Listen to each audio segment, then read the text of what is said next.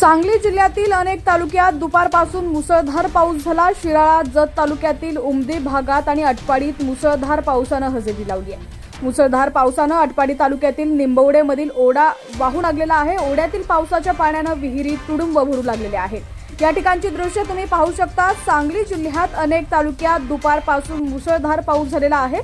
शिराळा, जत तालुक्यातील उमदी भागात आणि अटपाडी तालुक्यात मुसळधार पावसाची हजेरी लागलेली आहे। मुसळधार पावसानं अटपाडी तालुक्यातील निंबवडेमधील ओढा वाहू लागलेला आहे। ओढ्यातील पावसाच्या पाण्यानं विहिरी तुडुंब भरू लागलेल्या आहेत। पावसाचे अपडेट्स पाहण्यासाठी HPN मराठी न्यूज चॅनलला सबस्क्राइब करा आणि बेल आयकॉनवर क्लिक करून नोटिफिकेशन्स मिळवा, जेणेकरून आमचे अपडेट्स लवकरात लवकर तुमच्यापर्यंत पोहोचतील।